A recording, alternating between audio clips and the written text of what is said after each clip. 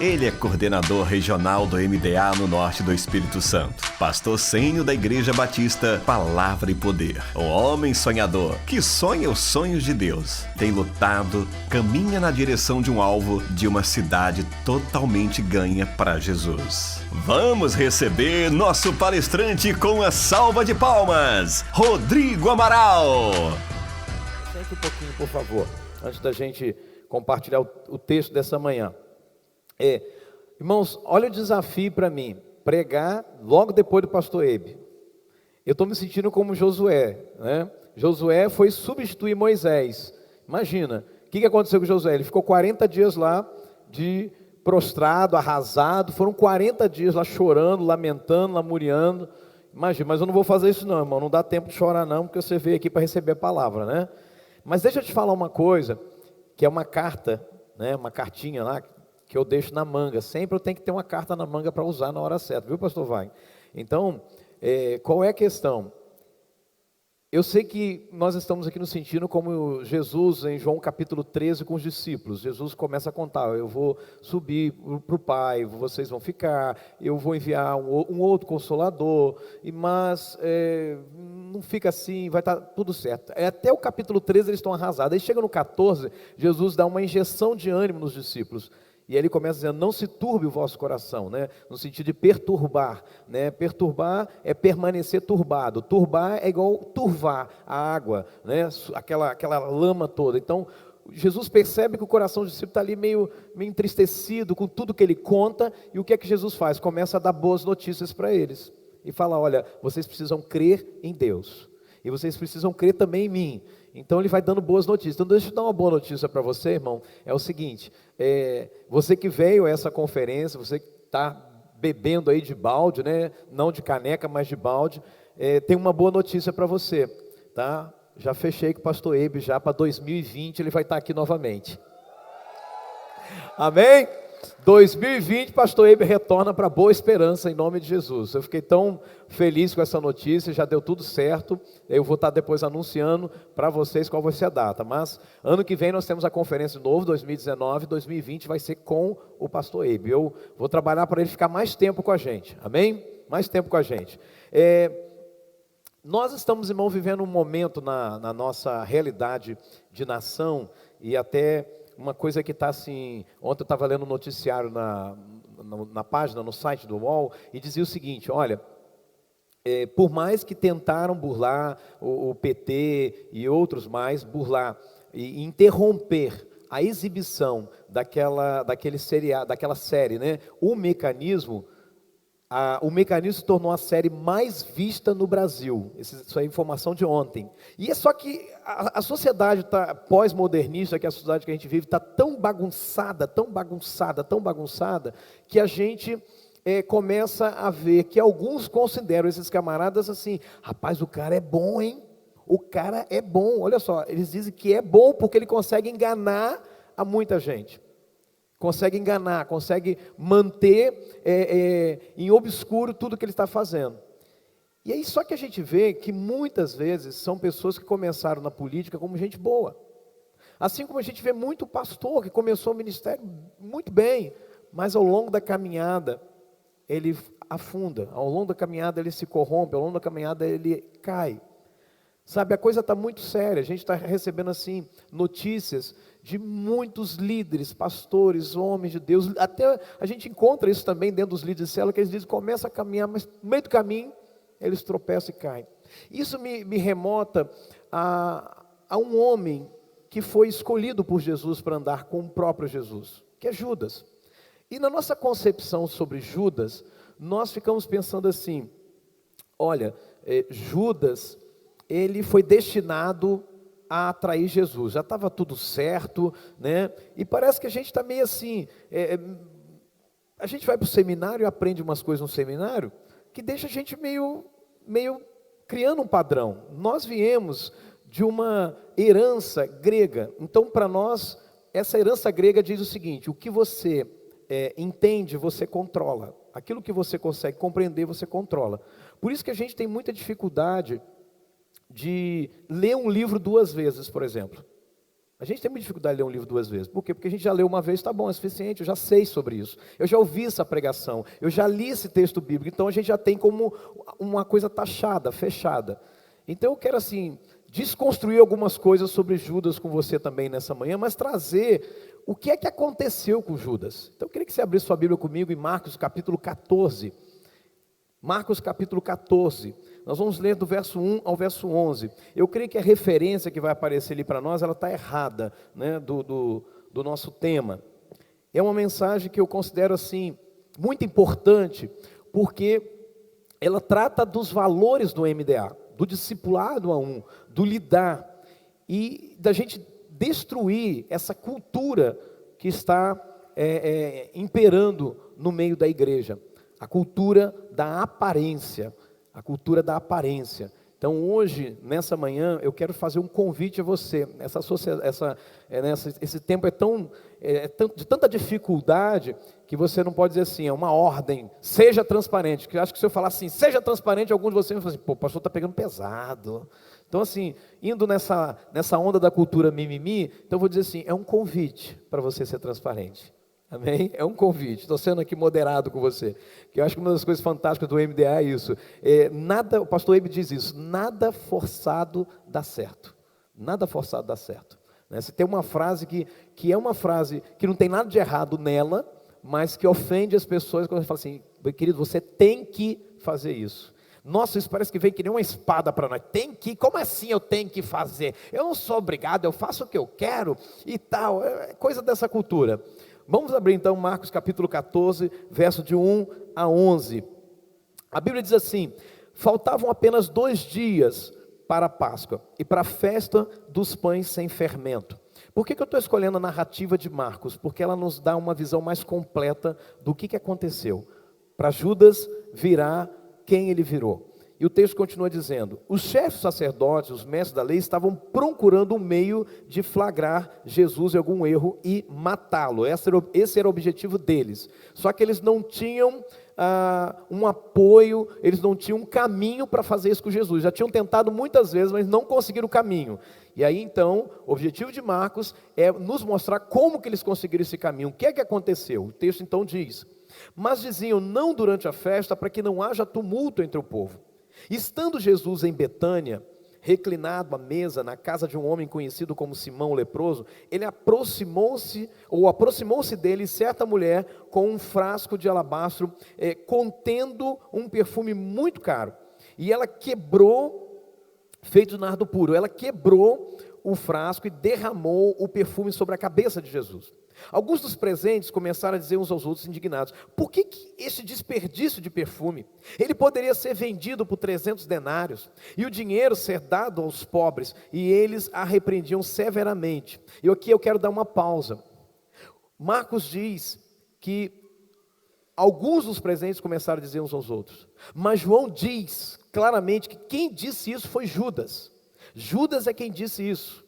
A narrativa de João nos dá a precisão. Judas disse, por que não foi vendido? Então, a ideia, o contexto, é que Judas, como tesoureiro do grupo, Judas fez contato com pessoas. E o objetivo de Judas era levantar mais recurso para o ministério de Jesus. E, óbvio, tirar parte dele, né? Por João, nós sabemos que Judas tinha o caixa 2 como tesoureiro. E aí, então, nesse processo, Judas está na casa de Simão. Simão com certeza era alguém rico.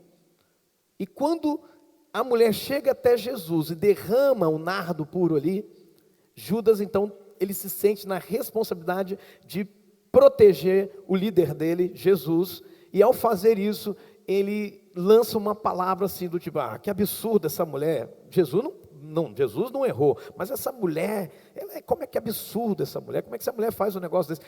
Judas leva a acusação para a mulher que fez aquilo, quando na verdade Judas queria desviar o foco de Jesus, para que ninguém pensasse assim, poxa, Jesus sabe que isso custa caro, o ministério dele é de ajudar os pobres também, porque a Bíblia diz que o recurso era para isso. Quando Judas sai na ceia, os discípulos falaram, bom, ele deve ter saído para comprar alguma coisa para os pobres.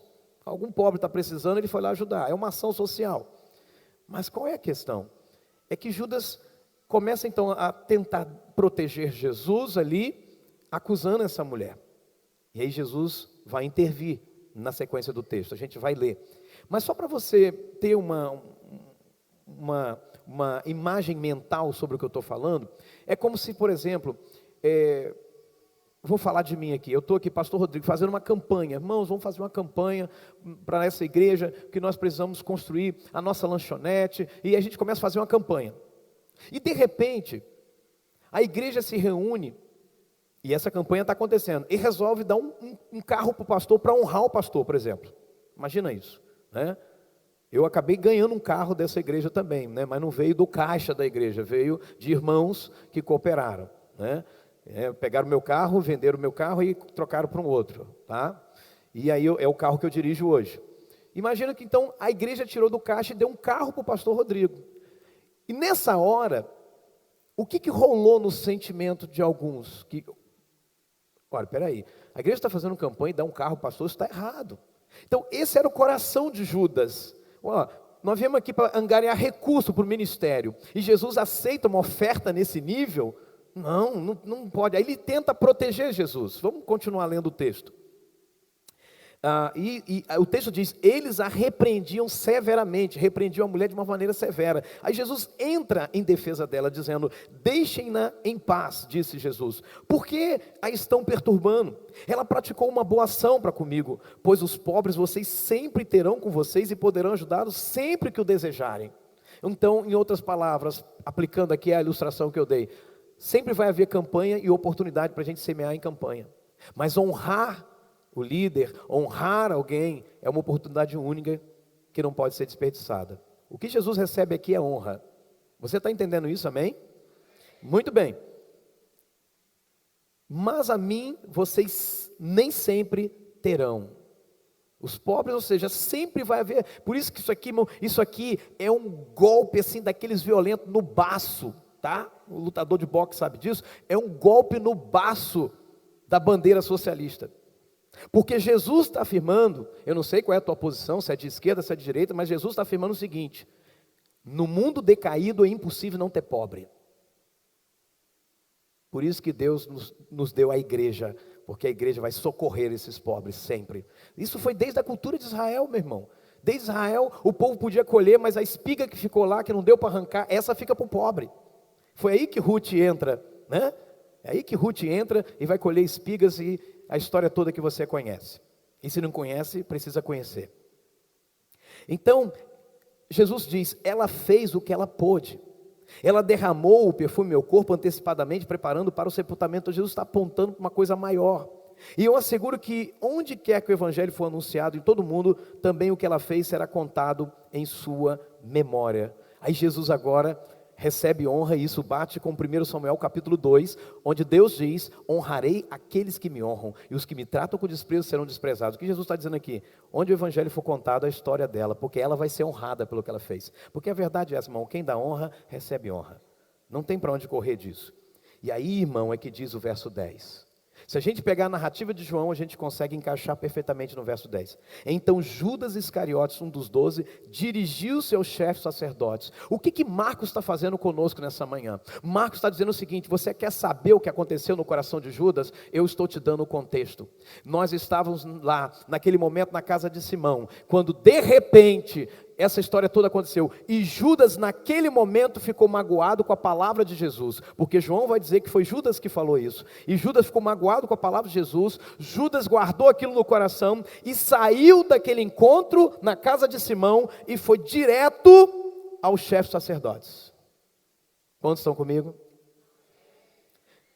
E ele dirigiu seus chefes sacerdotes a fim de lhes entregar Jesus. Ele foi lá com o objetivo, eu vim aqui para entregar Jesus, porque eu estou com raiva do meu líder, eu estou magoado com o meu líder. É claro que ele não expressou isso, mas ele estava se sentindo assim, e ele disse, eu vim aqui para entregar Jesus, meu problema é com Jesus, eu quero entregar Jesus. Irmãos, o que eu estou dizendo nessa manhã?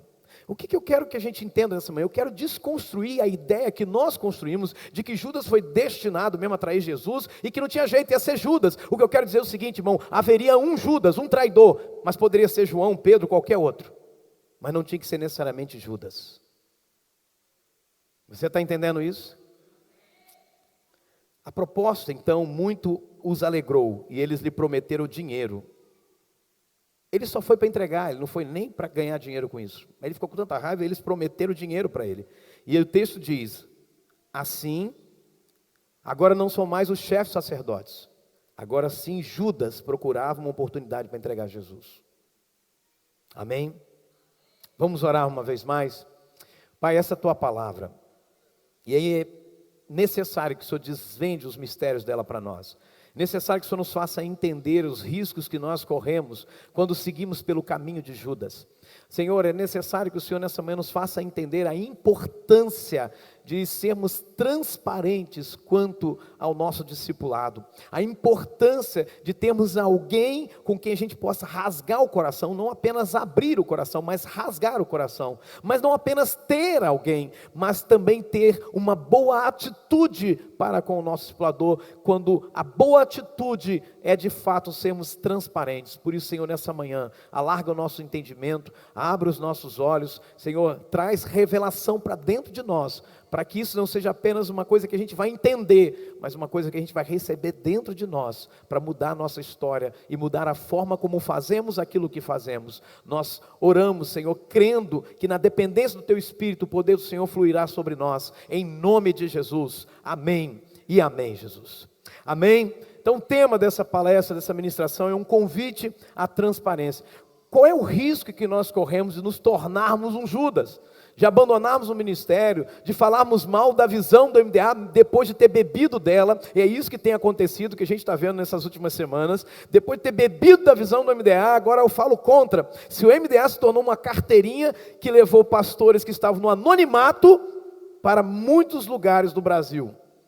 Então qual é o risco que a gente corre? Primeira coisa que eu quero pensar com você é que o conceito de ser transparente, o dicionário Aurélio diz que é algo que se deixa atravessar pela luz. Então, o conceito de transparente, né, nós falamos que uma pessoa é transparente quando essa pessoa ela não esconde nada de ninguém. Então, ser transparente é aquilo que se deixa atravessar pela luz. Tá? A luz vai e não encontra barreira, ela avança, ela vai, né, no mais profundo. Isso é ser transparente. Nós falamos que uma pessoa é transparente quando ela não esconde nada de ninguém, né? Quando uma pessoa deixa de perceber todo o seu interior, quando tem sombra no interior de alguém, nós podemos dizer que essa pessoa não é transparente. Então o que a gente precisa compreender? Qual seria o antônimo de transparente? O que seria o antônimo? Bom, o antônimo de transparente é opaco, denso, turvo, embaçado, sujo, sombrio, obscuro. Né? Só que eu gosto de dizer que o contrário da transparência é a aparência. O contrário da transparência eu considero como uma aparência, né? Porque quem não é transparente, obrigatoriamente precisa viver de aparência. Quem não é transparente precisa viver de aparência. Ele vai aparentar que está bem quando não está, vai aparentar que está forte quando não está, vai aparentar que é feliz quando não é. Então seria a aparência. Por exemplo, quando a gente vê um copo de vidro, né? Como o vidro se deixa atravessar pela luz, você consegue ver o que está dentro, você consegue identificar a sujeira. Por quê? Porque ele é transparente. Você está entendendo isso, amém? Ele é transparente. Então, agora, se você vê uma caneca por fora limpa,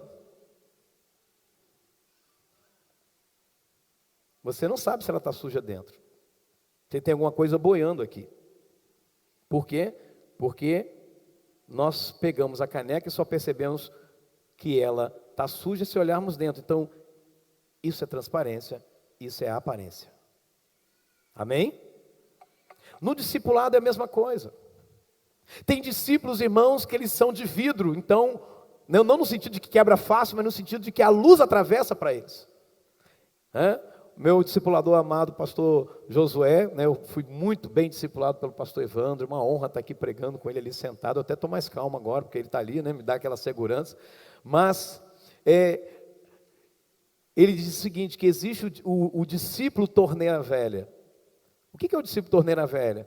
Você não precisa fazer esforço, ele está sempre pingando, ele vai liberando tudo, né? Vai liberando tudo. E tem um outro que é o discípulo cascata, né? Que cai tudo uma vez só, descarrega tudo também. Ele é transparente, ele se abre. Quais seriam então os perigos para nós não sermos transparentes? Qual é o risco que a gente corre de não ser transparente? O que acontece com Judas? Judas não conseguiu ser transparente com Jesus. Irmãos, eu penso que se Judas chegasse até Jesus e falasse: Jesus, eu estou magoado com o Senhor me corrigiu na frente de todo mundo, o Senhor me envergonhou, eu vim aqui para levantar um recurso, eu vim aqui para ajudar o nosso ministério, né? E o Senhor, sabe, o Senhor deu aquela palavra dura, eu estava te defendendo, Jesus, eu estava te protegendo, e o Senhor vai lá e me ataca desse jeito. Se Judas tivesse falado isso com Jesus, irmão, Jesus teria restaurado o coração de Judas, mas o que Judas fez? Ele preferiu manter a aparência. Ele sorriu para Jesus, como se tudo estivesse bem entre eles. Às vezes, querido, você pode estar magoado com o seu discipulador, com a sua discipuladora, e não tem conseguido ser transparente e dizer: olha, aquela palavra me magoou. Essa semana eu tive, um discipulado com o pastor Josué, e a gente teve um momento muito quente no nosso discipulado, no final do ano passado. Estávamos eu e minha esposa, e surgiu uma situação ali que a gente conversava, e precisou ser tratada pelo nosso discipulador, dentro do carro, indo para Vitória. Aí ele falou isso: querido, eu preciso falar com você, porque a gente ficou um tempo sem discipular, porque eu saí de férias, fiquei de férias, depois voltei, viajei 3 vezes em março, 3 semanas seguidas, na verdade foram 4, porque teve uma conferência aqui também, e aí não deu para eu chegar e discipular. Ele falou assim: será que você, ele perguntou, você está magoado comigo? Olha o coração dele, eu disse uma frase lá, e eu acho que talvez aquela frase você ficou magoado. Eu falei: de jeito nenhum, pastor, foi só a triste coincidência de que eu tive muitas agendas e eu não consegui me disciplinar para ligar para o Senhor para a gente ter o discipulado, mas está tudo bem entre nós.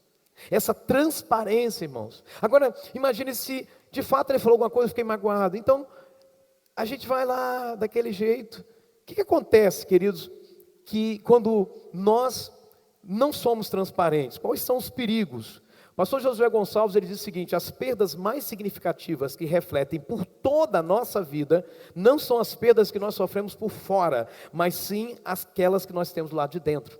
O que Judas faz, a atitude de Judas, leva a Judas a ter uma perda significativa para a eternidade. E essa perda começou dentro dele. Você está entendendo?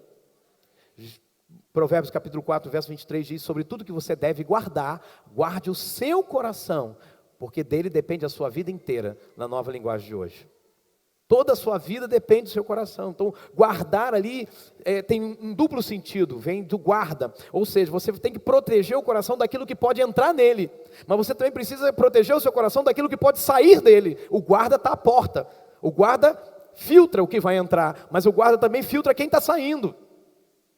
O Eliseu está aqui fazendo papel de guarda hoje, cuidando da sala aqui embaixo para receber os pastores. Então ele fica ali de guarda, ele tranca, acabou. Ele vê quem está saindo, ele libera, ou quem está chegando. Essa é a ideia do guardar. Então, o primeiro perigo, quando a gente não é transparente, o perigo de não ser transparente. Então, estou partindo aqui, irmãos, de um conceito da necessidade de a gente ter um discipulador. Mas não apenas ter um discipulador e dizer: eu tenho um discipulador, mas a necessidade de eu ser transparente com esse discipulador, contar para ele os segredos. Uma das coisas que me atraiu no MDA, só para você ter uma ideia, eu conheci o MDA em 2009, 2011, mais ou menos 2012, quando o pastor Ebe pregou na conferência de Águas de Lindóia. E ele pregou, o título do sermão dele, nunca vou esquecer: Discipulado, Instrumento de Proteção e Cura. Foi a primeira vez que eu vi o pastor Ebe na minha vida. E ele começou a pregar. Enquanto ele pregava, ele começou a contar das fortalezas que ele tinha com pornografia, com imoralidade, como ele falou aqui.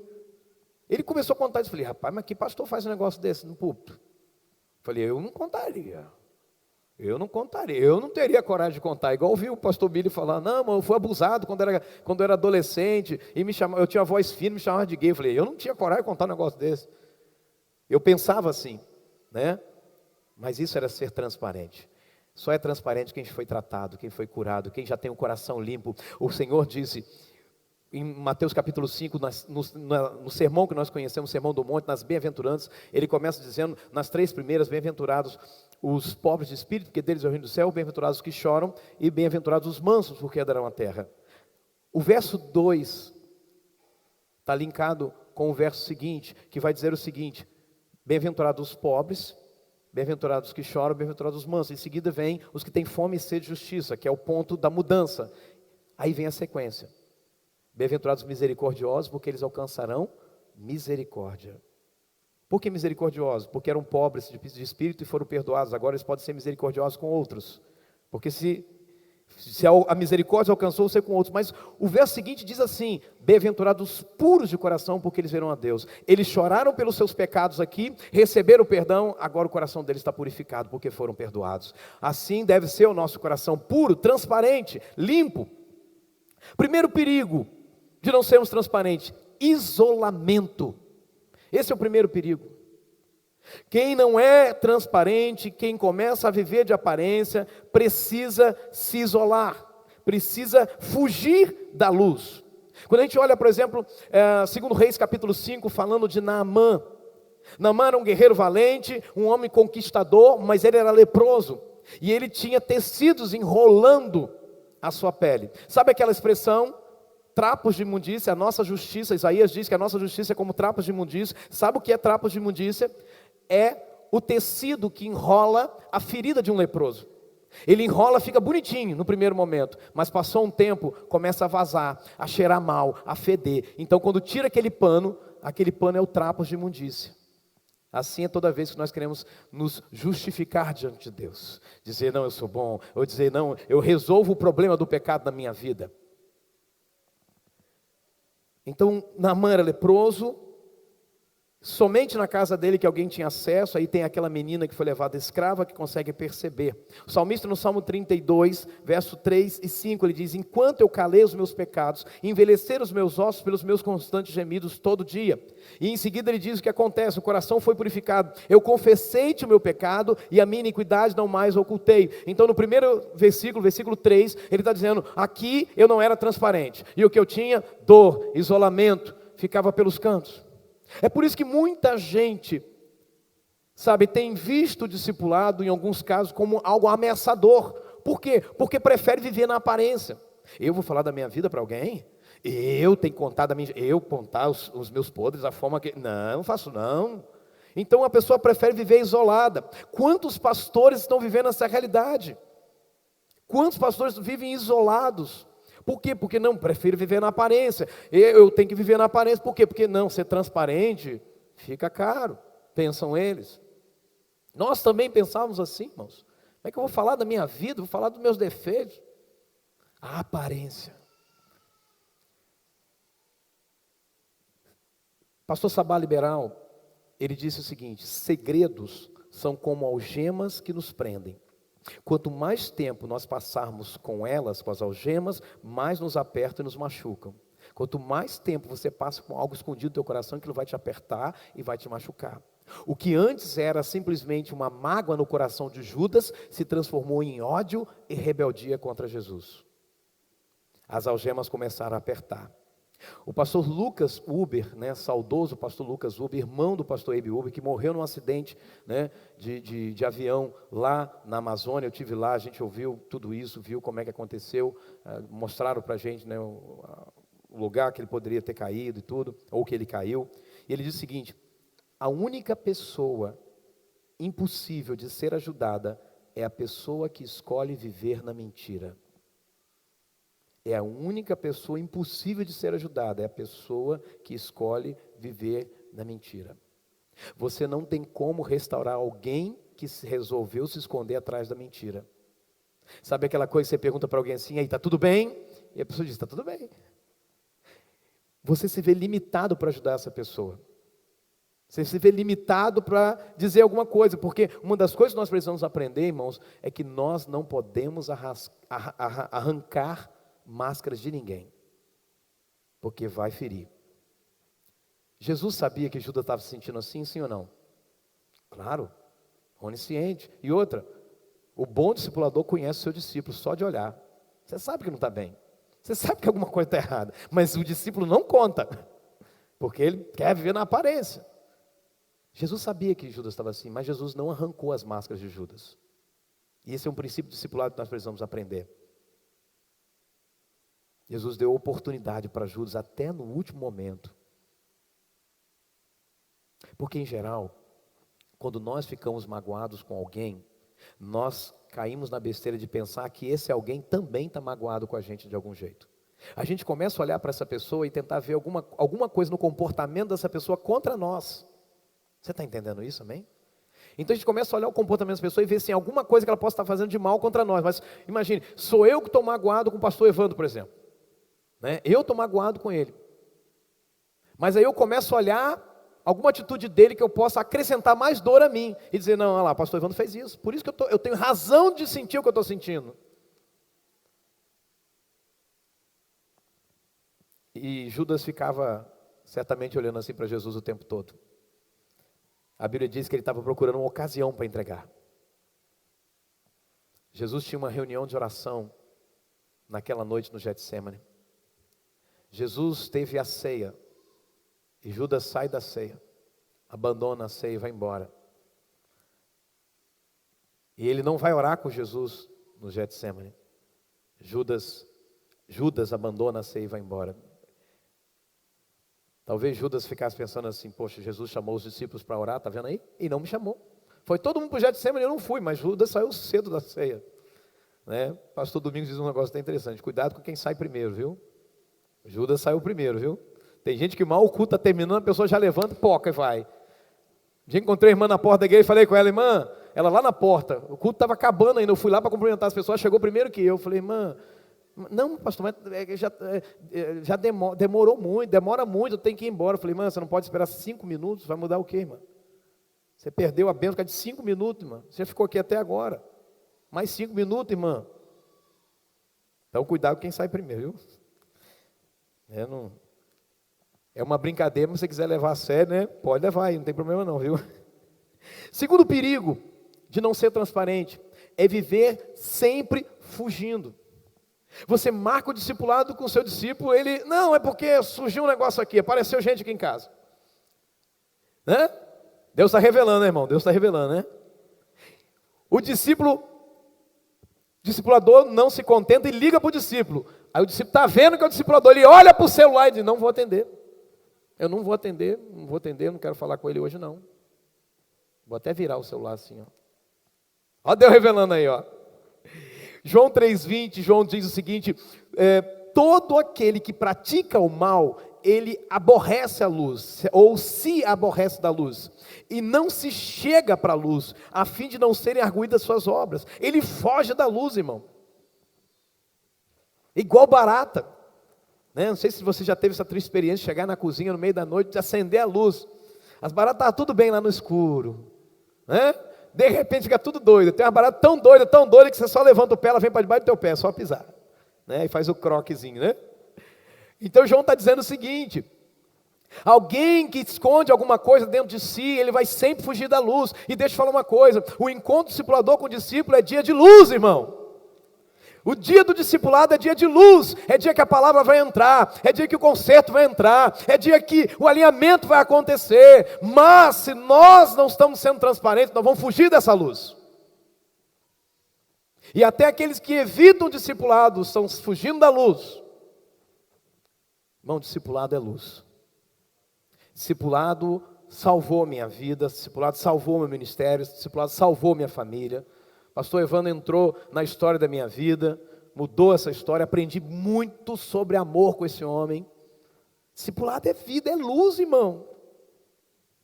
Fala para o teu vizinho com a mão carinho, deixa a luz entrar, deixa a luz entrar, deixa a luz entrar. João diz isso, escuta uma coisa, quando alguém está no erro, e o erro é um segredo, tudo que alguém falar do erro vai incomodar a pessoa. Eu costumo dizer aqui na igreja, eu prego sobre esses valores, sobre lealdade e deslealdade. O assunto lealdade e deslealdade só incomoda quem é desleal. Começa a falar de lealdade na tua igreja, irmão, rapidinho quem tem um coração desleal vai levantar. Porque não concordo com isso, não é assim, não. É o coração desleal, ele vai aflorar, ele vai surgir, né, se mostrar quando você começa a pregar de lealdade. O coração desleal começa a aparecer. Muitos tomam a decisão de mudar, mas logo volta a sujeira do pecado, porque não prosseguiram no andar na luz. Porque o segredo Não é apenas a luz chegar, mas o texto diz que se andarmos na luz como Ele na luz está. Se andarmos na luz. Então veja, não é só receber a luz, mas é continuar recebendo a luz. Por isso que discipulado, irmão, tem que ter dia, tem que ter hora e tem que ser constante. Não é assim, você teve discipulado, não, encontrei com o meu discípulo ali no supermercado. Isso não é discipulado, irmão. Isso é discipulado quando você tem mantido tempo com o seu discípulo. Por isso um conselho aqui, né, de quem ama, todo discipulado precisa começar com a oração, terminar com a oração, e todo discipulado precisa ter uma palavra, irmãos.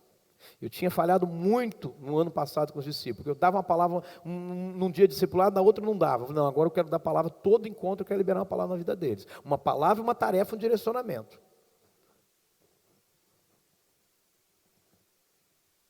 Quantas vezes, né? A gente vem para o altar, chora num culto, diz, eu vou mudar, nunca mais vou fazer isso. E a gente sai daqui e volta e faz. A gente precisa, irmão, do discipulado, da transparência. Judas começou a se isolar do grupo, não queria estar perto do grupo. Judas começou a fugir. Ele sai daquele encontro na casa de Simão, ele procura os líderes, agora ele está fugindo. E o terceiro perigo, irmãos, o estágio mais grave, é o domínio das trevas. Talvez você esteja só no primeiro estágio, só se isolando, não quero falar disso, não quero nem estar perto. Talvez no outro estágio, fugindo. Mas esse aqui, irmão, é o próximo. Não tem um outro no meio. Eu não consegui identificar um outro na vida de Judas. Talvez até tenha, a minha limitação me impediu de ver. Judas, ele amava Jesus. Mas quando ele não confessou a confusão emocional dentro dele, quando ele não confessou a mágoa com o discipulador dele, a tristeza pela repreensão que ele recebeu, então o que acontece? Cresceu um outro mal. Um outro mal cresceu dentro de Judas. Era uma mágoa, só que agora o que era uma mágoa, a ira de Judas deu lugar ao diabo. O apóstolo Paulo disse o quê? Irai-vos, mas não pequeis. Não se põe o sol sobre a vossa ira. E em seguida, nem deis lugar ao diabo. Isso está linkado, irmão. Se você não resolver a ira dentro do teu coração, se não resolver a falta de transparência, vai abrir campo, vai abrir caminho para o diabo entrar.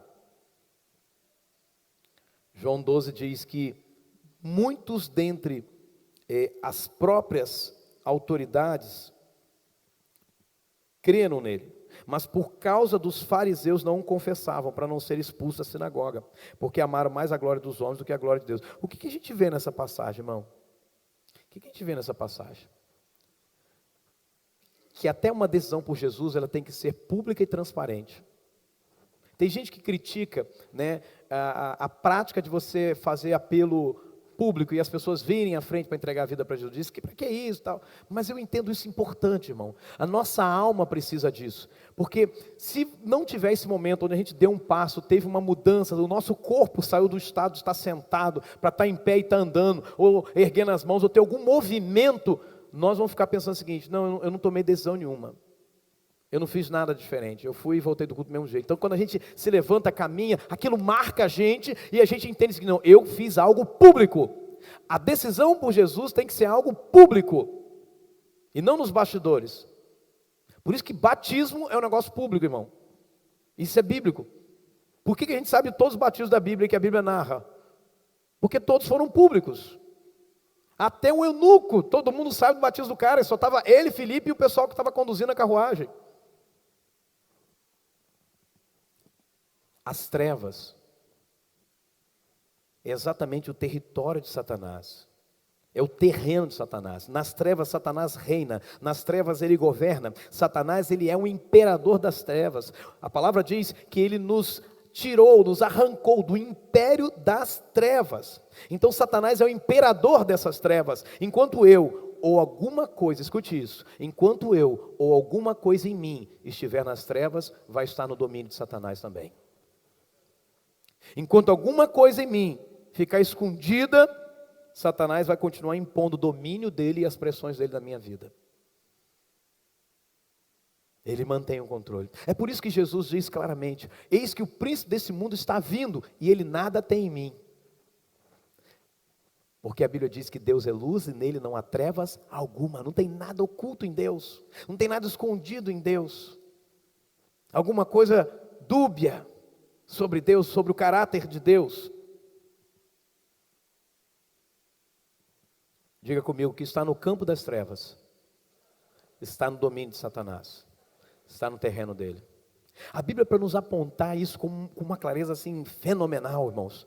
A gente encontra essa passagem, por exemplo, lá em Josué, quando Acã vai pecar. Quando Josué invade Jericó, na ordem de Deus, Deus falou o seguinte: olha, pastor Evandro trouxe uma revelação, irmão, dessa palavra. Chama esse homem para pegar na tua igreja e falar de primícias, pelo amor de Deus. O que acontece? Jericó foi a primeira cidade que os judeus, que o povo de Israel, melhor dizendo, invadiu dentro da terra prometida. Foi a primeira cidade. Deus falou: essa primeira é minha, porque tudo que é primeira é de Deus, irmão. E Deus falou: essa primeira cidade é minha, tudo que tiver dentro dela é só consagrar para mim, não pega nada, não põe a mão em nada, tudo é dedicação para mim, nada vocês vão pegar, porque essa é a primeira cidade. E o que acontece com Acã? Não respeita essa ordem, pega alguns objetos, enterra na tenda dele. E o que acontece em Israel? Israel agora vai para combater Ai. Ai é uma cidade pequenina, poucos habitantes, infinitamente menor que Jericó. E Josué então vai lá combater Ai, e eles tomam um pau em Ai.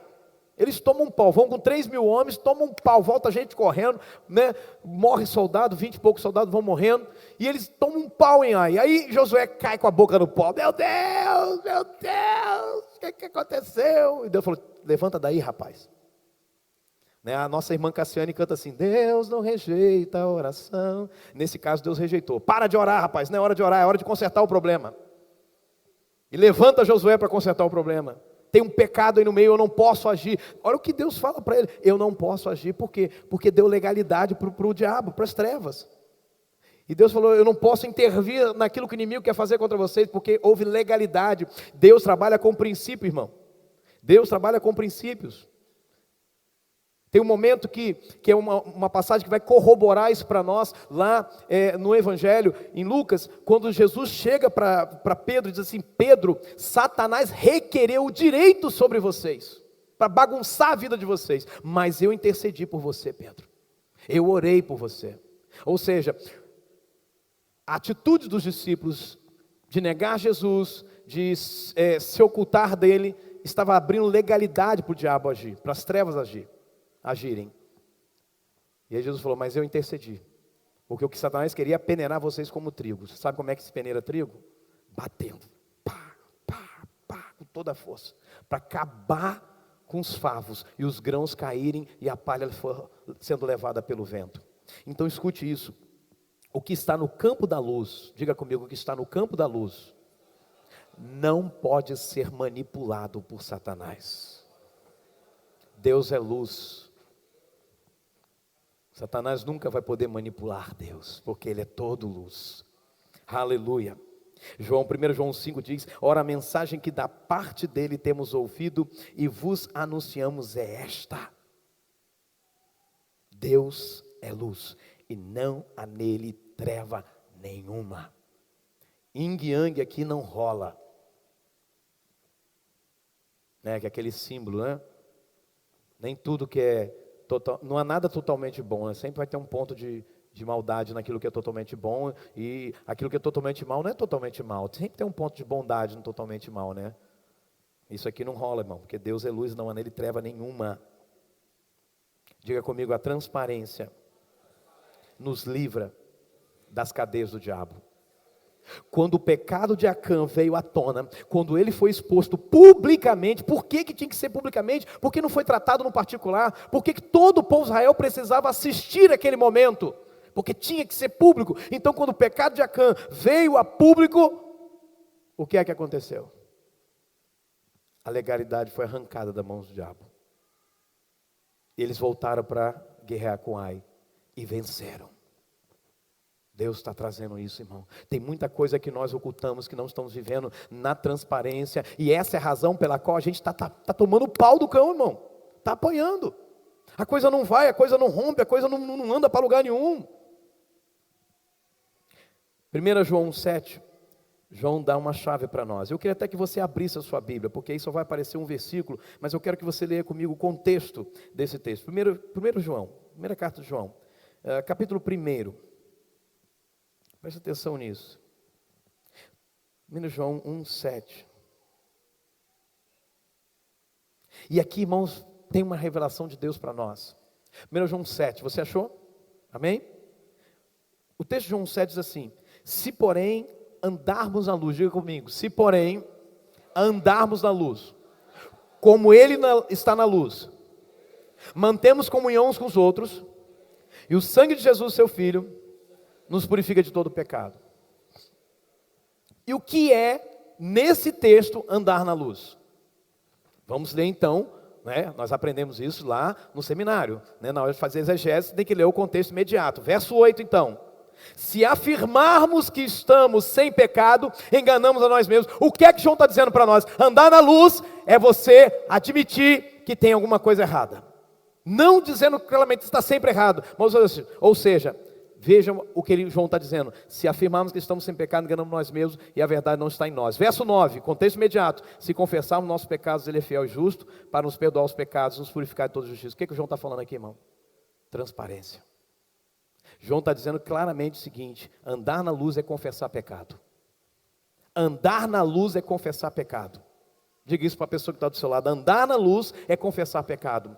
João diz se andarmos na luz, mas o verso 8 e 9 ele vai dizer: olha, a questão é o seguinte, se a gente falar que não tem pecado, a gente está mentindo, a gente está enganando nós mesmos. Por quê? Porque a gente sabe que é. Então eu preciso, até naquilo que eu estou pensando, naquilo que passou pela minha mente, que passou pelo meu coração, que nem ficou, mas é importante que eu confesse. É um nível da transparência, irmão. E aí eu preciso afirmar isso para você. Quando nós não permitimos que a luz da verdade atravesse nossa vida, quando nós não permitimos que a luz da verdade, que a luz da confissão não ilumine nossos caminhos, para iluminar os pecados, os pensamentos, nós vamos continuar sendo escravizados pelo domínio do diabo. Claro que nós não somos mais escravos dele, mas ele vai impor aquilo que ele conseguiu dentro da legalidade. O exemplo de Caim. Deus chega até Caim e convida Caim a confessar pecado. E chega para Caim e fala assim: Caim, por que o teu semblante... Olha que discipulador fantástico é Deus, né? Deus viu o semblante de Caim mudado. Aí falou assim: Caim, por que o semblante seu está diferente? O que está acontecendo com você? Abre seu coração, Caim. Aí Caim: não, está tudo bem, está tudo bem. Estou bem. Não, está tudo bem comigo. Né? É aquela pessoa que você vai conversar com ela, está falando, está saindo da igreja. Você diz: mas por que você está saindo? Não, pastor, eu não estou chateado com ninguém, amo o senhor, amo a minha liderança, eu amo todo mundo. Não, está tudo bem. Mas por que? Não é nada não é nada com ninguém não, está tudo bem. Caim agiu assim: não, está tudo bem. Semblante caído. Às vezes a gente diz isso: querido, seu rosto está diferente. Meu rosto? Não tem nada no meu rosto não, está tudo normal, continua do mesmo jeito. Né? O Dag Mills ele diz o seguinte: cuidado, né, com a face mudada, né? Cuidado, você olha lá o camarada, você está pregando, o camarada está lá te olhando meio assim, você está falando alguma coisa, está com aquele comportamento, irmão. Deus viu isso em Caim, começou a trabalhar com Caim. E olha que discipulador fantástico é Deus. Ele vira para Caim e fala assim: Caim, o pecado está batendo na sua porta, Caim. A legalidade já está sendo liberada, o diabo vai entrar, vai rasgar com você, Caim. Mas dá tempo, Caim, para esse mal. Para esse pecado. O texto, se você olhar no original, ele está dizendo assim: para o pecado, para o mal. O pecado jaz à porta, cumpre a ti dominá-lo, pará-lo. Dominar é como um lutador que agarra o outro e não deixa o outro mais se mover. Então ele está dizendo: para o pecado. E como é que para o pecado, irmão? Confessando. Se confessarmos nossos pecados, Ele é fiel e justo para nos perdoar os pecados e nos purificar de toda injustiça. Confessando. Então deixa eu te falar uma coisa: a transparência é a única saída para que Satanás perca a legalidade e o poder dele sobre nós. Mas quais seriam então os níveis da transparência? Eu quero falar um pouquinho com você sobre isso, para a gente encerrar. Primeiro nível de transparência, eu considero o nível da transparência com Deus. Por que esse é o primeiro nível? Porque a gente precisa, irmãos, estar cônscios dessa verdade. A gente precisa estar consciente de que não tem como esconder nada de Deus. Porque às vezes a gente... por que eu estou falando isso? Porque a gente acha que pode. Imagina, irmão. Eu estou diante do discipulador e eu vou lá e ele pergunta, e aí, não, eu estou bem. Quando eu não estou... Qual é a ideia que eu estou tendo ali naquele momento? Que eu estou escondendo algo de Deus também. Que eu estou conseguindo esconder algo de Deus. A transparência com Deus é o primeiro nível. Em 1 Coríntios 4:5, o apóstolo Paulo diz, portanto, nada julgueis antes do tempo, até que venha o Senhor, o qual não somente trará à plena luz as coisas ocultas das trevas, já é treva, ainda tem coisa oculta nas trevas, mas também manifestará os desígnios dos corações, então cada um receberá o seu louvor da parte de Deus. Esse louvor aqui era recompensa, seja ela qual for, pode ser boa, não pode ser boa. Qual é a ideia? É importante nós sabermos o seguinte, que as coisas ocultas do nosso coração, os desígnios, Deus tem acesso. Nós sabemos disso aqui, mas isso não é uma coisa de vida, de prática. Porque a gente continua muitas vezes indo para o discipulado dizendo, não, está tudo bem, eu estou bem, não tem nada não. Provérbios 28:13 diz o que acontece quando nós tentamos esconder os pecados. Diz assim, quem tenta esconder os seus pecados, ele não terá sucesso na vida. Mas Deus tem misericórdia de quem confessa os seus pecados e os abandona. E eu quero te falar uma coisa, irmão. Nós sempre estamos confessando pecados. Mas o abandono é a segunda parte que vai fazer com que a misericórdia de Deus nos assista. E abandonar pecado, irmão, temos uma necessidade urgente de ter gente de carne e osso, discipulado. Hebreus 4:13 diz que não há nada que se possa esconder de Deus. Em toda a criação, tudo está descoberto e aberto diante dos seus olhos, e é a Ele que todos nós teremos de prestar contas. Ou seja, não tem como escapar dessa verdade. Deus nos vê não como nós nos vemos muitas vezes, e não como o outro nos vê. A visão de Deus nos atravessa. Deus é luz. Não há nada que se possa esconder de Deus. Em toda a criação, em toda ela, tudo está descoberto e aberto diante dos seus olhos. Uau! Isso precisa gerar em nós temor. Deus está me vendo. Tudo que eu faço, Deus está me vendo. Mas Deus não me vê assim, eu estou aqui pregando, e alguém fala assim, nossa, que legal, que maravilha, digo num culto domingo à noite, uau, que unção, que poder. Deus não me vê nesse nível. Deus vê o que se passa no meu coração enquanto faço isso, o que motiva meu coração, o que está por trás disso. Estou buscando a glória dos homens, o que eu quero com isso? Segundo nível de transparência, a transparência comigo mesmo. E o que é ser transparente? É ser franco, verdadeiro. A Bíblia nos convida. Nós precisamos, irmãos, fazer uma avaliação transparente de nós mesmos. Romanos 12, Paulo diz, verso 3, por causa da bondade de Deus para comigo, me chamando para ser apóstolo, eu digo a todos vocês que não se achem melhores do que realmente são. Ou seja, faça uma avaliação transparente de si mesmo. E a descoberta é, não se ache melhor do que você realmente é. Eu sempre digo que tem 3 coisas que têm protegido a minha vida e o ministério. Saber quem eu sou, saber quem é Deus e saber quem é o diabo. Essas 3 coisas me protegem. Então quando chega alguém, vindo com elogio, falando isso aqui, porque elogio não é ruim, o elogio não tem nada de ruim nele, o problema é o que você faz com o elogio que você recebe. E aí quando vem alguém, eu sempre mantenho aqui, quem eu sou, de onde eu vim, qual é a minha história, por que eu estou onde eu estou, por que eu tenho o que eu tenho. Então isso aqui me faz lembrar quem eu sou, alguém que o Senhor salvou, e eu só sou o que eu sou por causa dele, eu só tenho o que eu tenho por causa dele, então essa glória aqui não é minha, é para ele. Então eu preciso ser transparente comigo mesmo.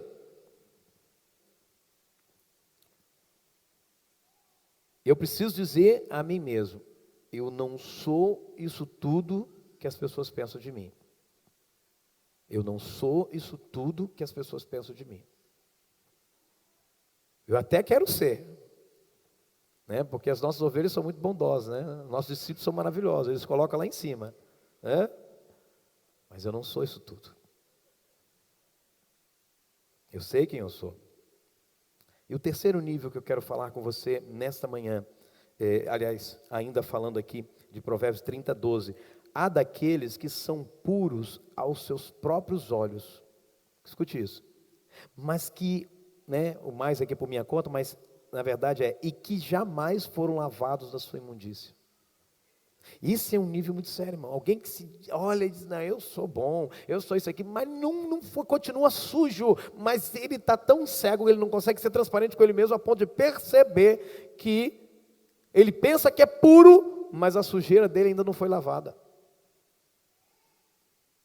Não, já está resolvida a situação, eu já pedi perdão para Deus. E nós aprendemos em Tiago, né? Nós temos que confessar os pecados aos outros para sermos curados.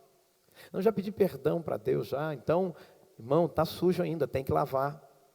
Vai para o discipulado, urgente. Vai lavar, irmão, deixa lavar.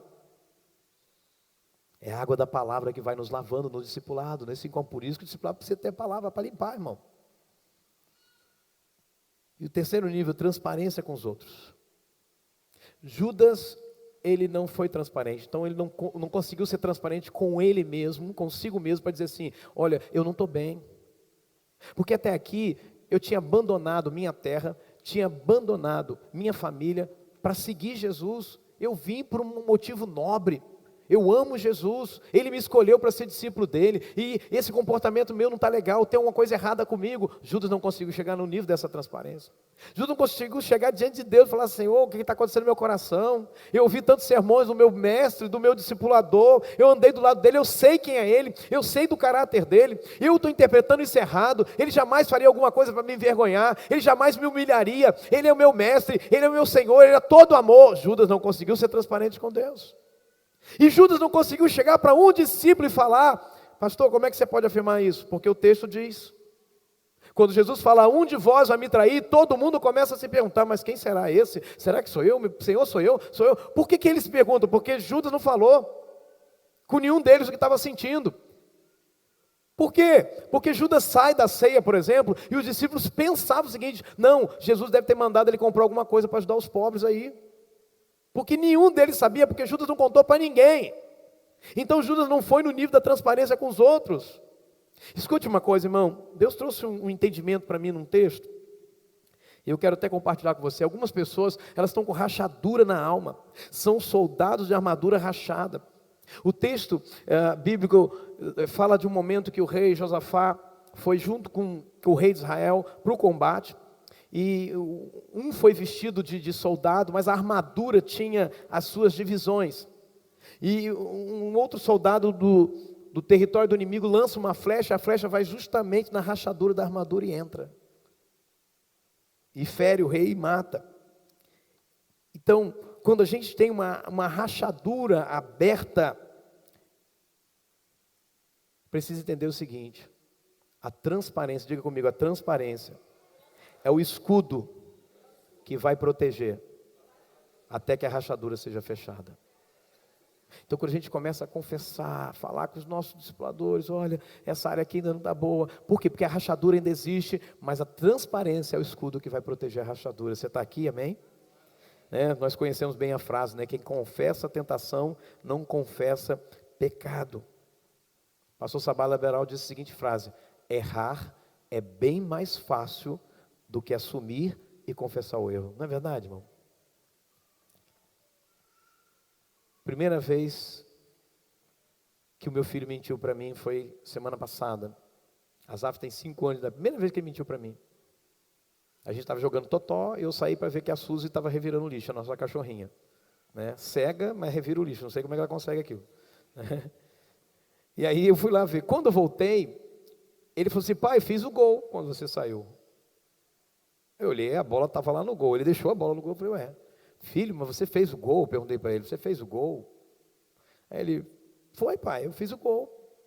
É mesmo, filho, você fez o gol. Mas você não botou a bolinha ali dentro, não? Não, pai, não botei não. 5 anos de idade. Falei, filho, então tá, me mostra como é que você fez o gol. Aí ele pegou a bolinha, botou. E não dava certo. Botou no outro jogador, não dava certo. Quase que ele botou dentro do gol, né? Foi botando e nada dava certo. Aí eu falei, filho, você botou essa bolinha no gol? Pai, eu botei, é porque eu esqueci. Aí eu falei, filho, então tá bom. Parei de brincar com ele na hora, levei ele para a sala, sentamos nós dois e começamos a conversar sobre a mentira. Falei, filho, olha, o diabo mente. E as pessoas que mentem estão nas trevas, a mentira do diabo e tal, tal. O que você acha, filho? Pai, eu vou pedir perdão para Deus. Então vamos pedir perdão para Deus. 5 anos de idade, faz até chorar lembrando disso.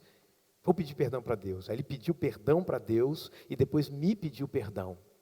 E sabe o que eu fiz? Dei um abraço nele e falei, vamos voltar a jogar, que a brincadeira continua. E a gente voltou para brincar. Mas escuta, como foi difícil para ele confessar o erro dele. Ele tentou arrumar a situação. Ele tentou fazer de um jeito, tentou fazer de outro. E a gente faz isso o tempo todo, irmão. A gente chega, muitas vezes, e vai tentando arrumar a história, como a gente vai contar isso para não parecer que a gente agiu tão errado assim. A gente quer diminuir o peso da culpa, talvez, ou o peso da responsabilidade, e a gente divide com alguém isso. Não, é porque fulano fez assim, Beltrano fez assado, por isso que eu agi assim. E eu tenho aprendido que eu sou sempre responsável pelas decisões que eu tomo e pelos meus sentimentos. Eu não posso ser responsável pelo sentimento dos outros, mas pelos meus eu sou. Tiago diz, e eu quero repartir com você essa revelação. Tiago diz, ao contrário, cada um, quando ele vai explicar sobre tentação, cada um é tentado pela sua própria cobiça, quando esta o atrai e seduz. Diga comigo, própria cobiça. Inverta agora, diga cobiça própria. O que Tiago está dizendo? Essa cobiça está dentro de mim e dentro de você por causa da natureza pecaminosa. Ainda que nós sejamos, como o nosso pastor Ibe diz claramente, né? Eu sou tudo aquilo que a Bíblia diz que eu sou, eu estou no novo nível, esse é o homem espiritual que eu sou, mas eu ainda tenho que lidar, né? Eu sou um santo lutando contra o pecado, eu não sou um pecador lutando para ser santo, eu sou um santo lutando contra o pecado, essa é a filosofia certa. Eu sou um santo lutando contra o pecado. Ainda que eu seja tudo isso que a Bíblia diz que eu sou, mas eu ainda tenho que lidar com a cobiça. E Tiago diz, olha, é a cobiça própria, ou seja, a cobiça minha, que está comigo, a sua que está com você. Essa vai simplesmente o atrair e seduzir. Então a cobiça, depois de haver concebido, dá à luz o pecado. E o pecado, uma vez consumado, ele gera a morte. O que Tiago está falando aqui, irmão? Irmão, Tiago está dizendo o seguinte, por isso que eu amo o MDA, os princípios do MDA, os valores do MDA, porque Tiago está dizendo o seguinte, você tem um baita de um problema, e você não pode ficar sozinho com esse problema. Já pensou você ficar sozinho com um problema desse, a cobiça, que tem o poder de atrair e seduzir você? Por isso você precisa de alguém de carne e osso para te ajudar, irmão. Por isso você precisa de discipulado, você precisa de um discipulador, alguém que você encontre periodicamente para falar com ele. Tiago está dizendo o seguinte, que a cobiça está dentro de nós e a cobiça nos tenta. E é exatamente aqui que entra o discipulador. Por quê? E aí vai para outro nível, é exatamente aqui que se requer transparência. Porque que tipo de cobiça está agora me tentando? Para onde está me arrastando? Para onde está me levando? O que ela quer de mim nesse tempo?